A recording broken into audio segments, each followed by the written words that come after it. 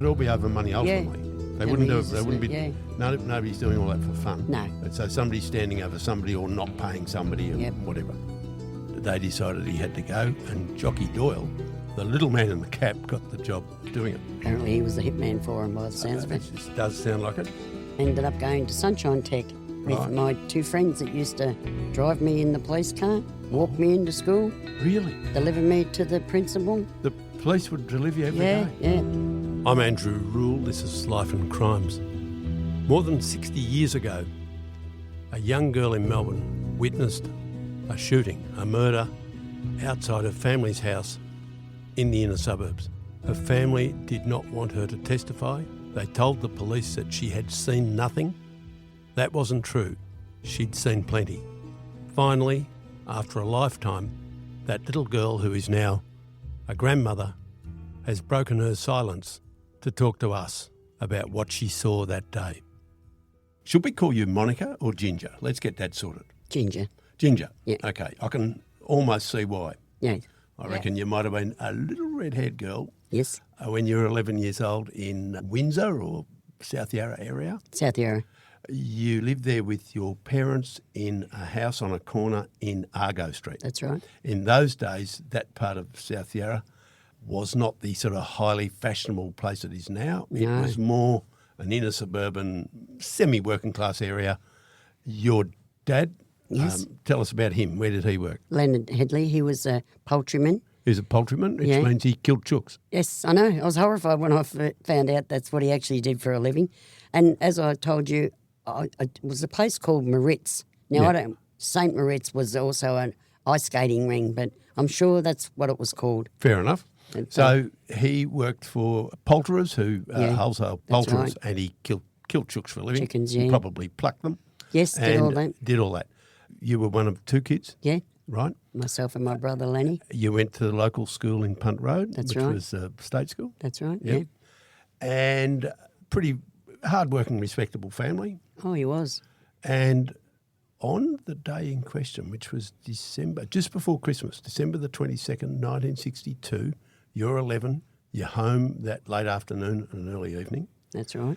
And a big thing happened. What was it? Well, we're on the veranda because it was a really hot day. Yeah.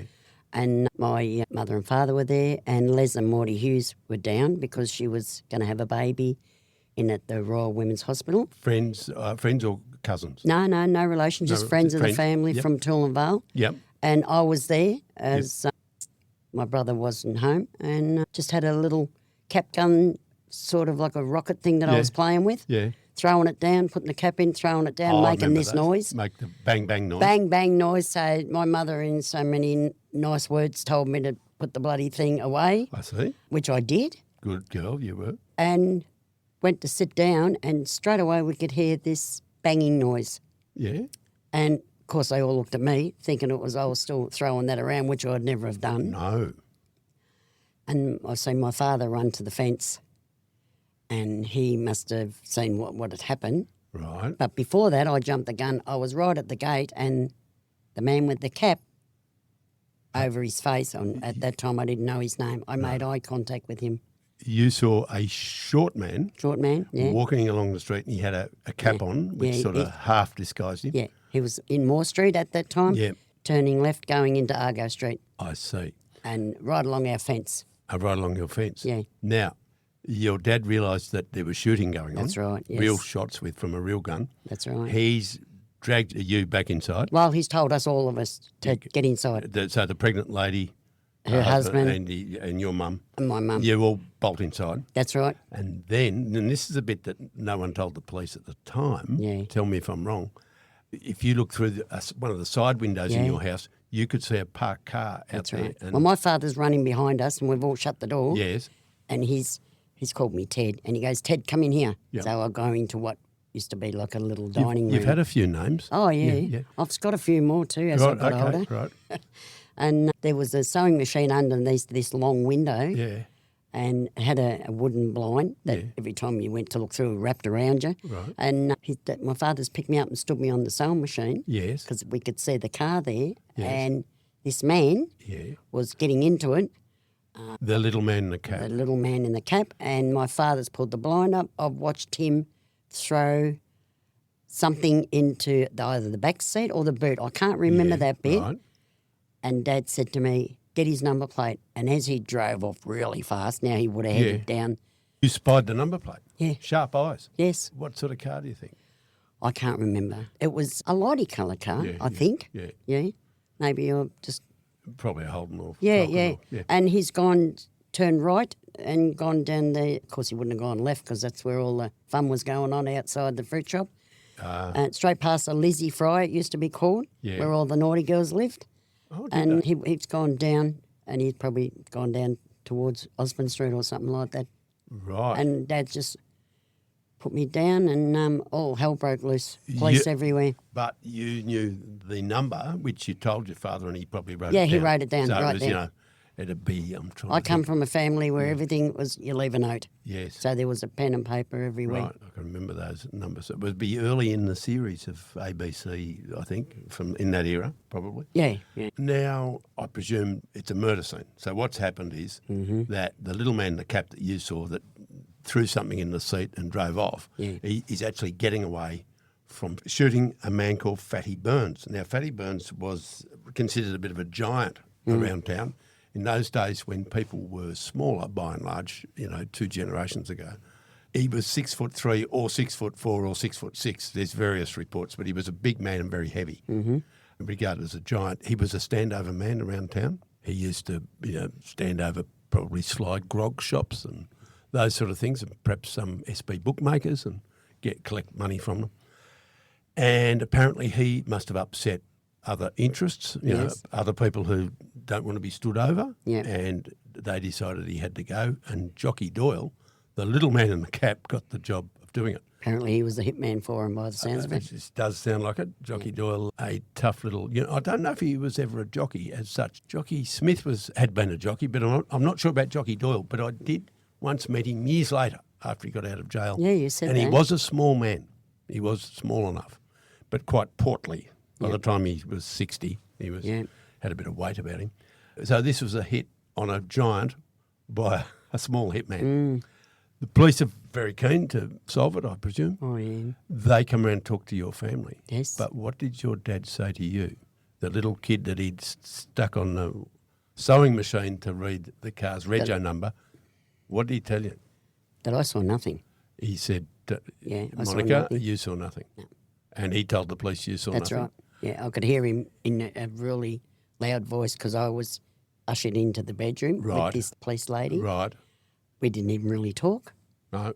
I found her very intimidating, just sitting there looking at me thinking I wanted to go out with Mum and Dad. Yes. And later on she started to speak to me and that, and then it was like my father was yelling. And Dad, you've got to know my dad, he was really Quiet. placid Nice man. And all I could hear him saying was she saw nothing because they were wanting to talk to me. Yes. So he made his point. Oh, so they loud didn't, and clear. Yeah. And so they didn't hassle you? No. And as it turns out, because it's organised crime. I mean, what we're talking about is an organised criminal being knocked off by a rival group. Yeah. It's a serious offence. It wasn't, a crime of passion. No. It wasn't an accident. No. It was premeditated murder. And indeed, in those days, in the early 60s, you got sentenced to death for that. That's Even right. if you didn't hang, you were sentenced to hang, and then they would often commute it. But serious capital offence. Yep. As such, there's going to be a lot of blowback against and we knew that. Witnesses were at risk. Yes, for sure. What did the police do to keep your family safe? Well, after that night, and I don't know if it was one of my uncles or something, I was shuffled off to Tullamvale. Yeah. So I never ever went back to Argo Street again. That's it. So That was after it. that night, I just got... you slept there that night? Yeah, pyjamas, dressing gown, no, straight up to Tullamvale. Straight to Tullamvale? Straight to Tullamvale. Okay. Police came with us. Yeah. Me, I think one of my aunties and uncles there. I got an idea. Whose house did you stay at? My grandmother. Your grandmother's house at Tullamvale. Tullamvale, yeah. Okay. And you stayed there for a little while with your parents, or just No, just me. you? I never Just saw you? Mum and Dad, no. Just you? Just me. So clearly the police didn't quite believe that you hadn't seen anything. Oh, well. They were very concerned about you. But the next time I went back to a house in Deer Park. Right. But your brother, who hadn't been around, they didn't send him up there with No, you? he's 5 years older than me. Right. So he had friends. He used to work at the Paran Market, was a baker there. Right. And so he'd work it all there. So I think he just stayed there with them because Did I he? didn't see him Okay. for a while. So there wasn't as much concern about him because he No, wasn't a potential no, witness. No, he wasn't even home, no. So they must have thought of something that you did know something. And also I suppose that it'd be leverage to stand over the family would be to for sure. abduct the child. Yeah. And you stayed at Toolum Vale with Granny for how long? Until February when we used to go back to school because I was under the impression I was going to Paran Tech Right. and I ended up going to Sunshine Tech with Right. my two friends that used to drive me in the police car, walk me into school, Really? deliver me to the principal. The police would deliver you every day? Yeah, they How'd live you with feel? us. Little tiny girl. How well- tall were you when you were 11? Oh, probably not much bigger. Not much bigger, I no. was- You'd be yeah. even smaller. Yeah, Yeah. of course. Yeah, and they live with us. Did they? Everything. What, a male and a female? What, No, two policemen. two policemen lived with you? Yeah, well, one was in full uniform. The other one had a suit on. Do you remember what their names were? Was he armed, the detective one, Yes, the plainclothes? yes. He had a Always, pistol. yeah. But when we moved into the house, well, apparently when they moved in, they hung. I can remember going to this terrible army greenhouse in Deer Park, Right. and sheets all over the windows. Well, I was used to nice curtains and stuff like Oh. that. And This was the safe house. well, it turned out it was our family, going to be our family home. And apparently they got it through the army in a big hurry. Right. So it was all organised. Yeah. And you moved in there. Dad kept working at the poulterers? Yeah, he had some friends taking him to work too. Right. And, you know, And Mum battled along at home in the Deer Park Army house. Absolutely falling apart with her sisters around her because the big court cases and things that were happening. And Right. apparently Mum got really intimidated and was no good for a long time. Oh, I see. So it was quite stressful for you. Oh, wasn't it? yeah. Yeah. And every weekend, away I went to Vale again. Loved it up there. So justice system went a bit more quickly in those days, at least. Yeah. I'm not sure that it was always more accurate, but it was certainly quicker. They started to turn up in court by the February. Yep, So you were at your new school, yep. and of course you weren't attending court. You were well out of the way. Yep. But presumably your father was called as a witness. Or Mum and Dad, Mum yeah. and Dad. Yeah. And, And Les Hughes, he was also called as a witness. right. because Oh, he- of course, the husband of the pregnant lady. Yeah, Okay. yeah. So your household was very valuable to the prosecution a case. Let's just explore the background of this. I think around the corner from your rented house in South Yarra, Argo Street, yeah. there was what you call a greengrocer. Yes. And it may well have been a greengrocer at the front. Sly grog at the back. Like a lot of places in those days, it's sly grog at the back. And just so our younger listeners understand this, there was a time until the late 60s when we had 6 o'clock closing in Australia, I think, Australia-wide, certainly Victoria. And that meant that all pubs and licensed premises shut at 6 o'clock, and this led to a terrible thing called the 6 o'clock swill, Yeah. where blokes would rush out of work at 5 o'clock, hammer down as many beers as they could before 6, and all this. And subsequently, they made 10 o'clock closing. But the law, as happens with laws, when they try to clamp down on something, it creates an opening for crooks. And the 6 o'clock closing and no drinking on Sundays or grog sales after lunchtime on Saturday, probably something like that, meant that there was big opening for sly grog, big demand for sly grog. Oh, for sure. And all around the suburbs and country towns, there would not only be an SP bookmaker who took illegal bets, but there would be somebody selling sly grog. Yep. And in your case, this was right near your house. Across the road, yep. Across the road, out the back of the grocery was the sly grog place, which was described to me, 30 years later by Jockey Doyle, the shooter, as a beer hall, is what he called it. Oh, you could smell it when you went Beer in hall. there. You could smell it. Yeah. And, Same like the hotel was 2 doors from us. yep, And I used to walk that way to go to school, yep. and it always used to smell stale. You could smell it. Yeah. And I'm guessing that probably the big bloke was standing over that place. I don't know. And that Jockey Doyle had been brought in to, tell him he wasn't going to do that anymore or he'd be shot. Yeah. And that's what happened. That's what it sounds like. I think my father said as the years went by that someone owed someone money. Oh, yes. There probably would have been money owed, and he's just gone to collect. Yeah. He's probably been told that. I don't know. It'll all be over money. Nobody's doing all that for fun. No. So somebody's standing over somebody or not paying somebody or whatever. Yep. In the end, it's all a version of extortion, one way or the other.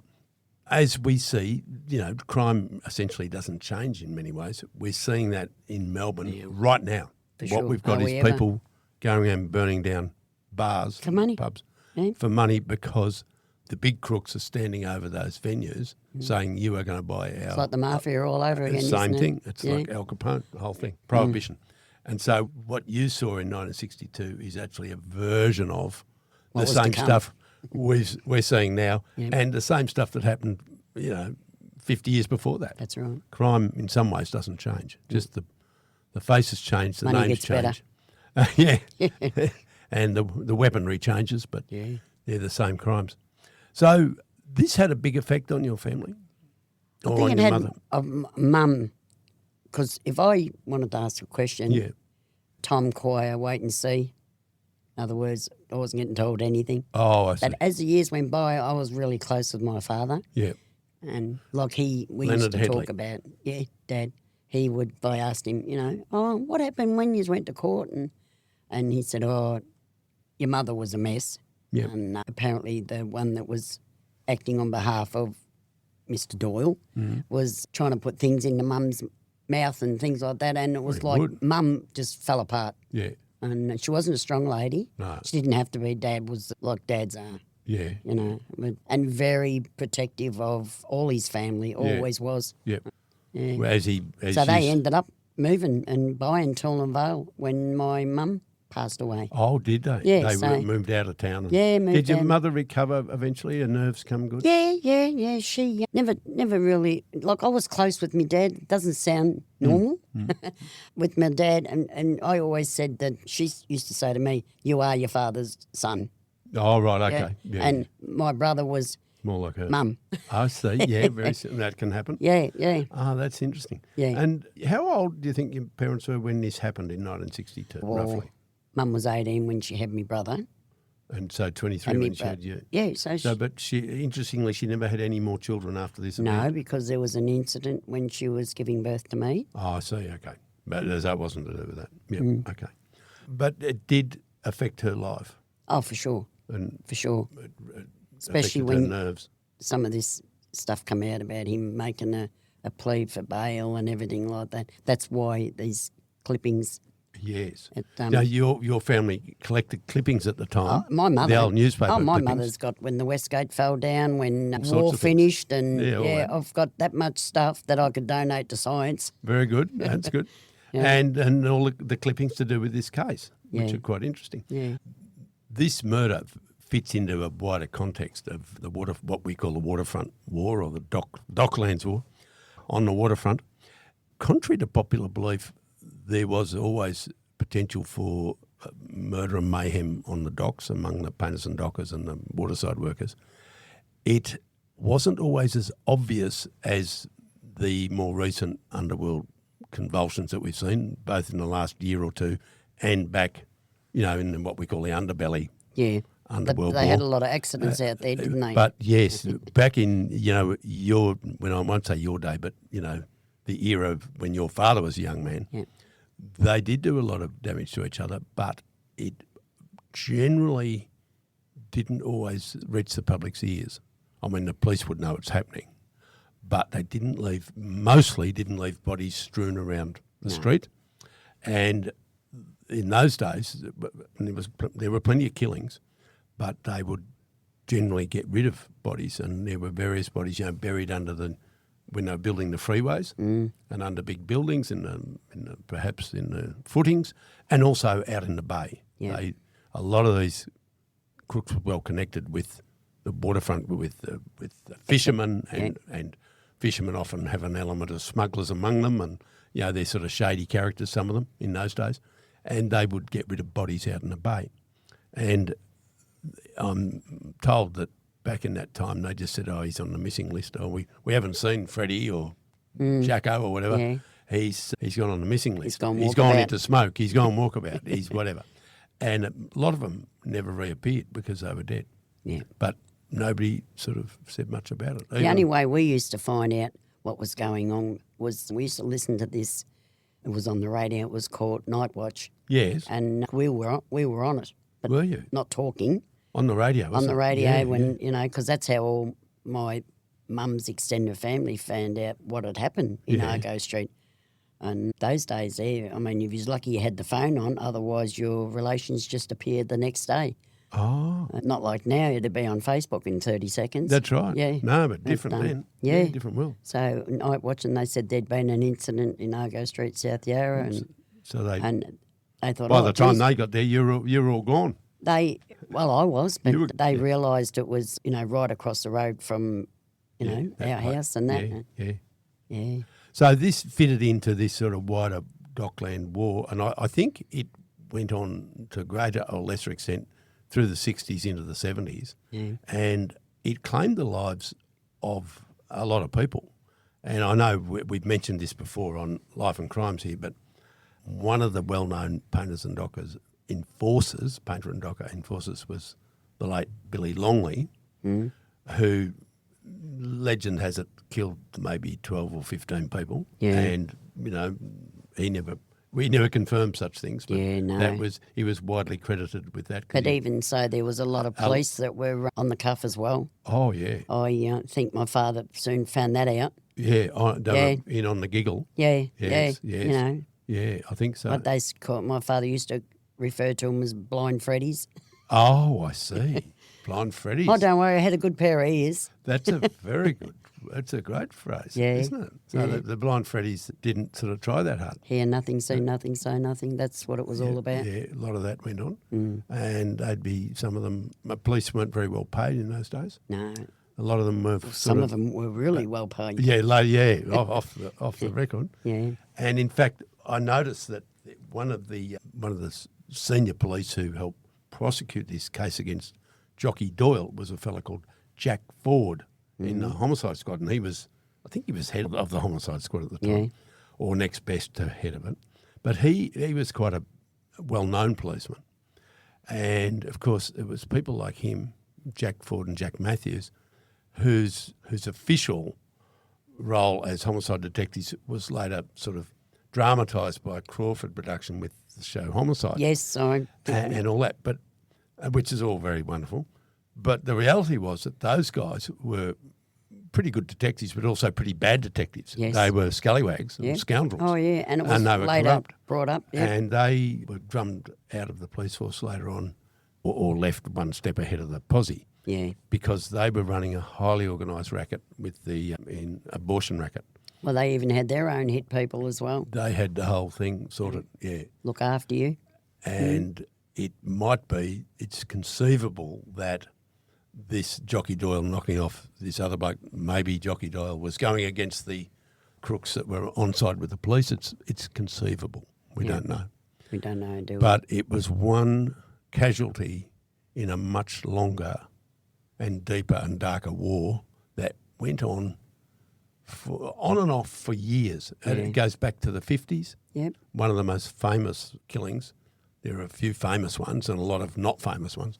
But one was the killing of Freddie the Frog Harrison at, I think, South Dock in 1958.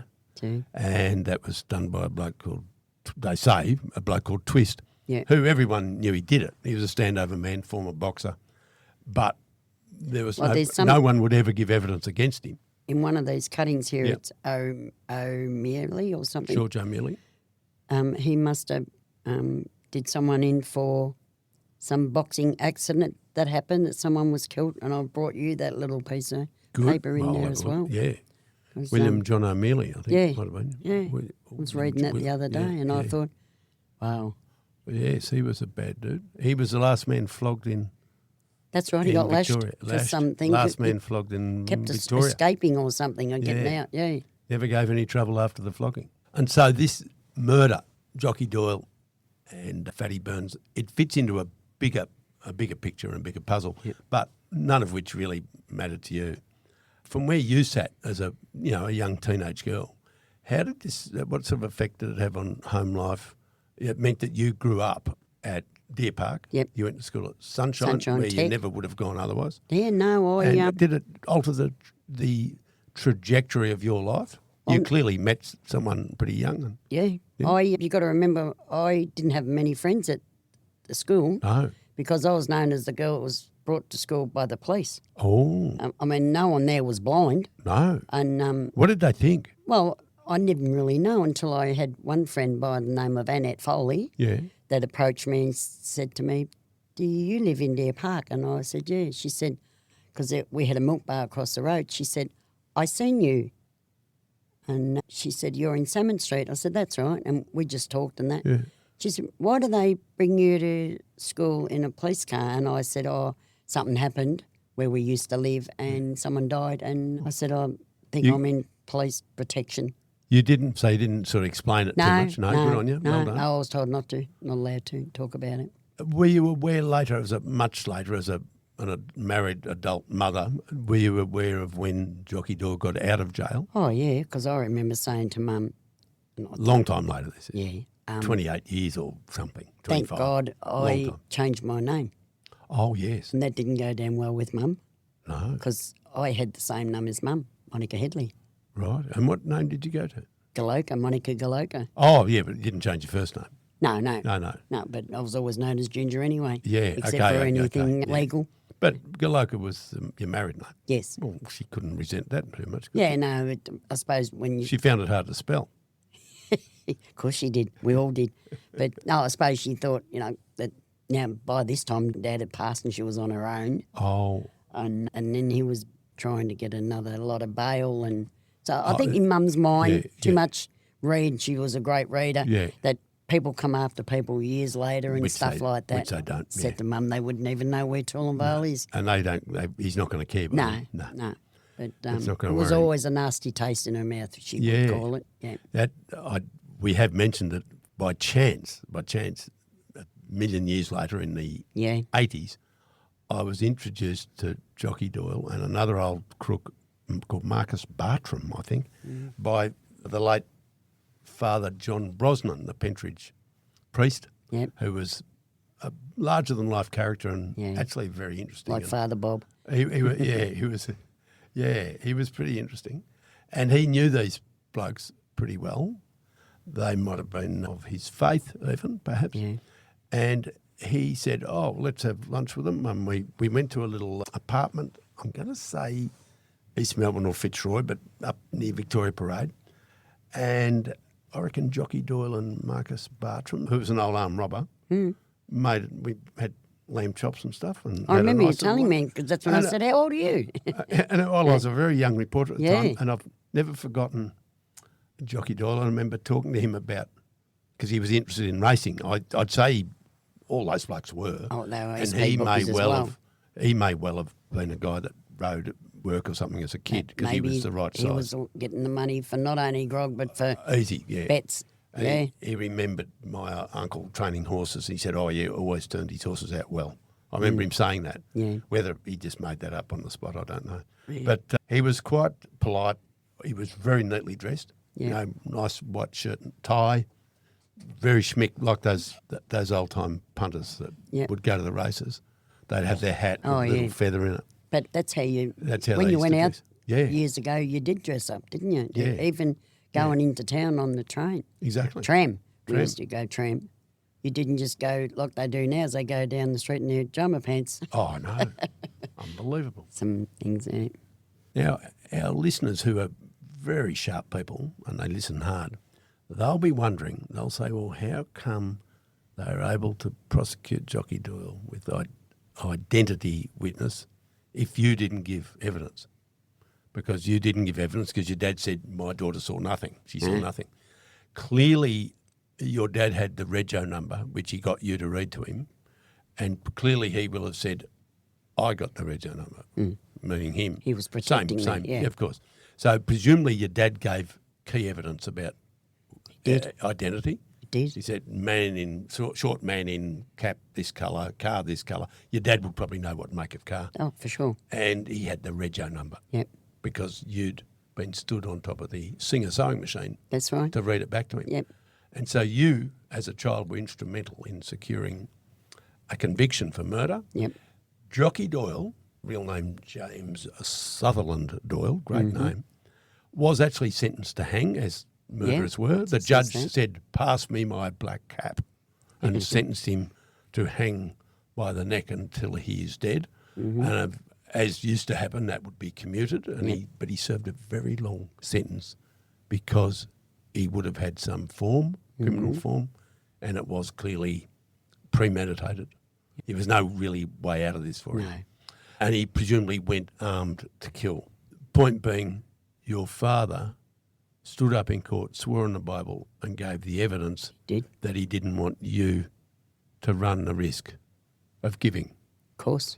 For sure he did. He's a good father. Oh, yeah, and he protected me, but he knew he couldn't protect Mum because she was right there. Yeah.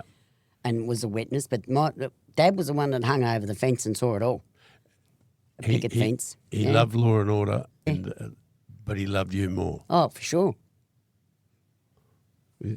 Monica, alias Ginger, who's now nearly in tears about her late dad, thanks for coming in. You've made the long trip in from a safe house, not far from Deer Park, but far enough. Thank you for allowing me to tell my story, which I've never done. A pleasure and a privilege. Thank you. Thank you, Monica. Thanks for listening. Life and Crimes is a Sunday Herald Sun production for True Crime Australia. Our producer is Jonty Burton. For my columns, features and more, go to heraldsun.com.au/Andrew Rule, one word. For advertising inquiries, go to newspodcastssold@news.com.au. That is all one word, newspodcastssold. And if you want further information about this episode, links are in the description.